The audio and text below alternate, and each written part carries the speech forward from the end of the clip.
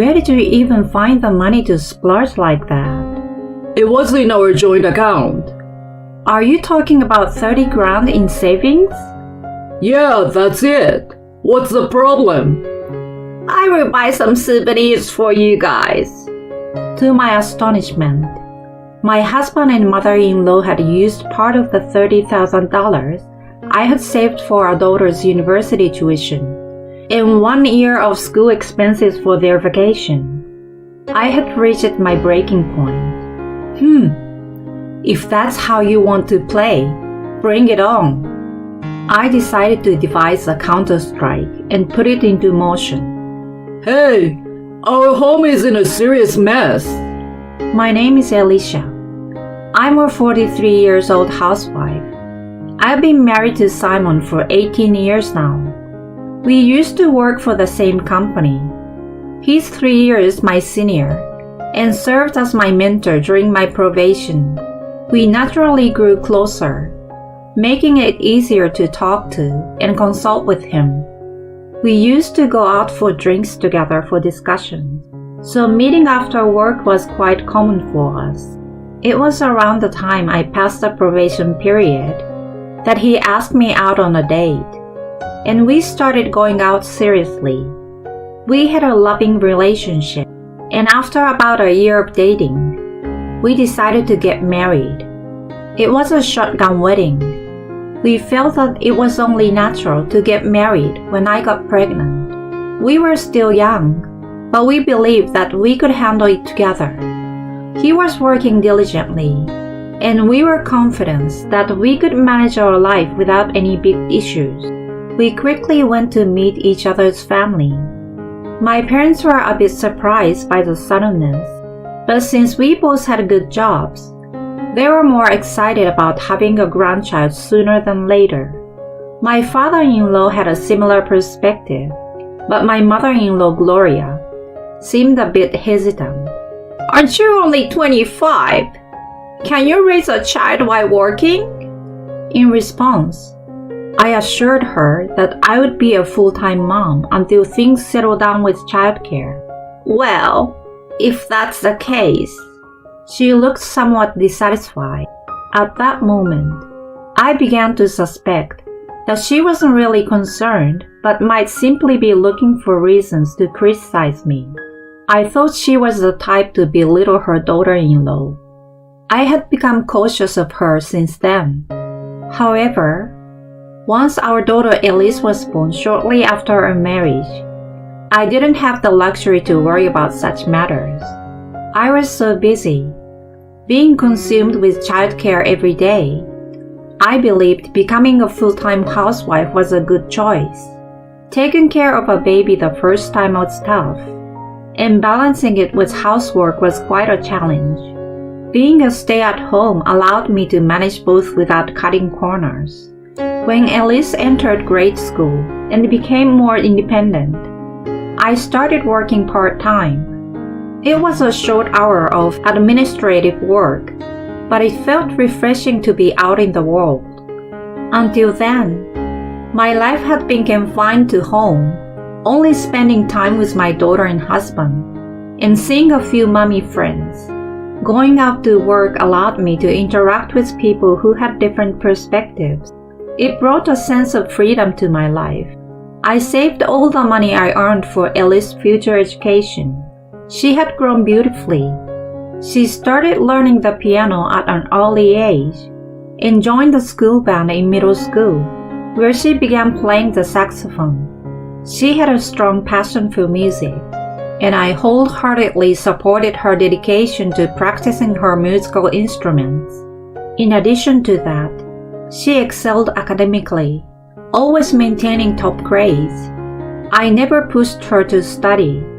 She was self-motivated and responsible, qualities I deeply admired. I wanted to support her in pursuing the future she desired as much as possible. Then one day, a significant change came to our lives. It was the decision to let Gloria live with us. What prompted this was the passing of my father-in-law due to illness. I'm worried about Mom living alone. So can she stay with us? Huh? You mean living together?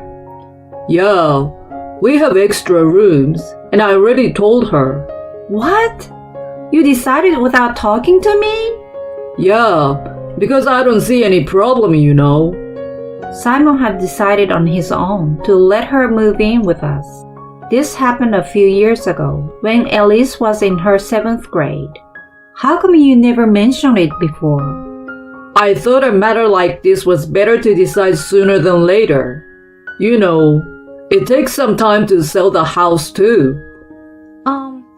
Don't tell me it's already sold. Yeah, it is. So she's coming. Oh my God. My daughter and I no longer had the option to refuse. Surely, with nowhere else to go, we couldn't reject her moving in with us. Reluctantly, we agreed to live with her. However, I was filled with anxiety. She had harbored hostility toward me, as I had felt when we married. I supposed that it would come to the forefront if we were living together. Such worries occupied my mind. At first, nothing of the sort happened. Unexpectedly, she didn't engage in any harassment toward me, which was a pleasant surprise. I was able to carry on with my life as usual for a while. Well, even so, since she showed no intention of helping with housework, my workload increased. We lived together without any major issues, but after about a year, she gradually started showing her true color. In simple terms, she started to belittle me, just as I had feared. I was disappointed and started thinking about why it took a while for her to change. I realized that she was simply depressed after losing her husband. She was just low-spirited and subdued. Listen, Ashley, I prefer bread for breakfast. I'm sorry, but we were into no-carb breakfast, and Simon prefers to have a light menu too. Are you telling me to adjust to you guys? I've decided to have some bread and scrambled egg. Get it ready quickly. She raised her voice at me. Simon chimed in, saying, Mom wants it that way, so just do it. So I reluctantly had to prepare toast and scrambled egg just for her. Moreover, she was extremely picky about the doneness of the eggs. Oh, this is overcooked and too hard. I prefer it a little runny. She scolded me, so I redid it as she wanted. But then, I was scolded again. Why are you making me eat something so undercooked? Are you trying to give me a stomachache by making me eat raw eggs? She accused me like I was intentionally trying to harm her. I was getting fed up with being scolded like that every morning. Simon never defended me and always sided with her. What I realized at that point was that she was quite a mama's boy. I would have assumed that husbands protect their wives, but in his case, he was consistently on her side and blamed me. Make sure you give her what she wants. You're not intentionally giving her a hard time or anything, right? I could only sigh at his absurd accusation. Mom, are you okay? It was Elise who expressed concern for me. Thanks for asking, sweetie. Don't worry about me. I'm strong, so I can handle it. Okay, but don't push yourself too hard. I'm always on your side, you know.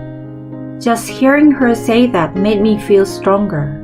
After all, I was living for her sake.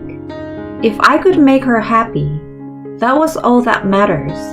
Simon provided for our family's living expenses, and I had saved quite a bit for Ellie's education through my part-time job.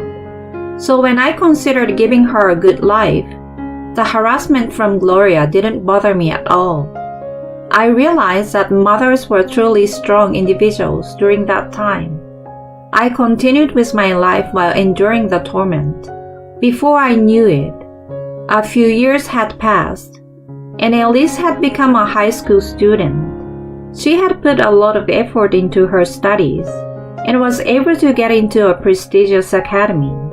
Despite usually showing little interest in her, when Gloria found out about her academic achievement, she suddenly started bragging about her to everyone. She even had the nerve to say things like, "I'm sure my guidance had a good impact." I distinctly remember how angry that made me. Afterward, Gloria continued to spend her days as she pleased. While she frequently complained about my housekeeping, she didn't lift a finger to help. She just lays around on the sofa, watching TV and ridiculing me. "Ashley, I want something sweet." "Oh, well, there's pudding in the fridge." "Don't you think you should ask what I want first? You really lack common sense, you know." "So, Gloria, what would you like to eat?" "I'm craving eclairs. Not the ones from the corner bakery, but the ones from that popular patisserie." She meant she wanted me to go and buy them. Since it was more trouble to resist, I reluctantly went out to get what she wanted. She ate them with satisfaction and then went back to lying on the sofa. I wondered if she had nothing else to do except boss me around. She also caused trouble for Elise. It happened during the crucial last year of high school when she was preparing for the SAT. "There it is! Good job! You got it!" Gloria lay on the living room sofa, watching a baseball game and making a lot of noise. Despite Elise studying in her room, she was so noisy that I finally had to speak up. "Gloria, Elise is studying, so could you please keep it down?" When I reprimanded her, she wore a very dissatisfied expression. "Why should I have to be considerate of my granddaughter?" "We live together, so it's important to be considerate of each other, don't you think?" "In that case, you should allow me to indulge in my passion for baseball." "Oh yes, that was a great hit. Follow through." She continued to watch the game, cheering even louder. I had no choice but to ask my parents who lived nearby to let Elise come over and study. They agreed, and I drove her there. I felt bad for imposing on her and my parents, so I reported the situation to Simon. I expected he would address it with Gloria, and the issue would be solved. However, he sided with her once again. Mom really loves watching baseball. If Elise doesn't mind studying elsewhere, that should solve the problem." At that moment, it became clear that he valued his mother more than his own daughter. I decided to stop relying on him. I was my daughter's ally, and that was enough. From then on, I started sending her to my parents or to her friend's house to study. Whenever I apologized to her about it, she always responded with a smile and said it didn't bother her at all. With her diligent studies and extracurricular activities, she was successfully accepted into her first choice university. I celebrated her achievement wholeheartedly. Both Simon and Gloria were also delighted at that time. I was quite certain that Gloria would boast about it to others, but I couldn't help that. I waited for Elise's graduation day, wondering what nonsense she would tell people. However, on the day before the graduation, Simon and Gloria said something outrageous. "We're going on a trip to the Bahamas tomorrow." "What? What are you talking about? Tomorrow is Elise's graduation ceremony. Even though it's your daughter's big day, you're going on a trip too?"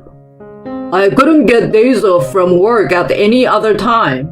Just take lots of pictures for us. I'm going on a sun and sea vacation with Mom. Seriously? We will be gone for a week. A week? Where did you even find the money to splurge like that? It was in our joint account. Are you talking about 30 grand in savings? Yeah, that's it. What's the problem? We'll buy some souvenirs for you guys. To my astonishment, they had used part of the $30,000 I had saved for our daughter's university tuition and 1 year of school expenses for their vacation. That was saved up for Elise's education. You can save it up again. Yeah, don't be so uptight. I had reached my breaking point. Elise was also appalled by their audacity. If they were going to behave this way, I decided to take matters into my own hands. I devised a counter-strike and put it into motion. The next day, they happily prepared to leave the house early in the morning. I immediately contacted my father. He was furious when he heard what had happened and agreed to help with my plan. Okay, Elise, take this. Let's wreck your grandma and your dad's rooms. I handed her a hammer, and we started pounding the walls together, smashing them down. It was quite satisfying for both of us, an excellent stress reliever. A week later, they returned home, and Simon called me in a panic. Hello? Hey, something terrible has happened at our house. He sounded frantic. I think it might be a burglary or something. All our belongings are gone. Not just our stuff, but all the furniture and appliances too. A gang of robbers must have come. We need to report this right away. He sounded totally freaked out, and I couldn't help bursting out in laughter. What's so funny? By the way, where are you? I'm at my parents' house with Elise. We've decided to move out of the house. What do you mean? We're getting a divorce. A divorce? Why all of a sudden? It's not sudden at all. You've been constantly disappointing both of us. Plus, you used Elise's university funds for a trip without asking. There's no way I can continue our marriage with such a terrible husband, you know. Hold on. Did you guys destroy our rooms? Yeah, it felt so satisfying. You've got to be kidding me. Do you think you can get away with something like this? Where's our stuff anyway? They're at your brother's place. He was pretty appalled when I explained the situation and agreed to temporarily store them. What the heck have you done? Do you even realize what you're doing? It seemed like the phone was on speaker, and Gloria took over. Do you think you can get away with this? You'll pay for ruining Simon's house. We will even report it to the police. Go right ahead. You will likely be turned away. Yeah, right. The house is in my name, you know. That's baloney. Oh my. Could it be that Simon has been deceiving you all along for the sake of his pride? My father gave me ownership of one of his properties. Has he misrepresented himself as the owner? This house is yours, right? She asked in a panicked voice. Simon sounded flustered and mumbled incoherently. Simon, speak up! It's Ashley's. His confession left her speechless.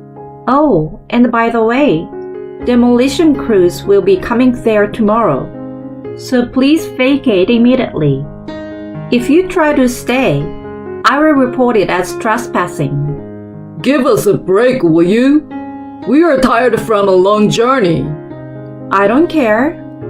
Just get out of my house and never have anything to do with Elise and me again. Then I hung up the phone. Afterward, they left the house out of fear of being reported. I wasted no time and demanded a divorce through a lawyer right away. Simon resisted until the end, but when I informed him that I was willing to go to court, he quickly backed down. And so, I successfully got a divorce from him as fast as possible. And I also secured child support payments. By the way, Simon and Gloria are currently living in a shabby one-bedroom apartment together. Gloria has a history of excessive spending and has exhausted her inheritance. She now appears to be squandering Simon's salary at an alarming rate. I receive messages from him asking for help, but I just ghost him. On the other hand, Elise and I moved in with my parents for the time being. I'm still pursuing a claim for the money that was used without permission. The initial university tuition fee and the first year's expense are covered by my parents. I consider this as a loan, and I plan to work full-time to gradually repay them. Moving forward, I intend to prioritize my daughter and strive to live my life to the fullest.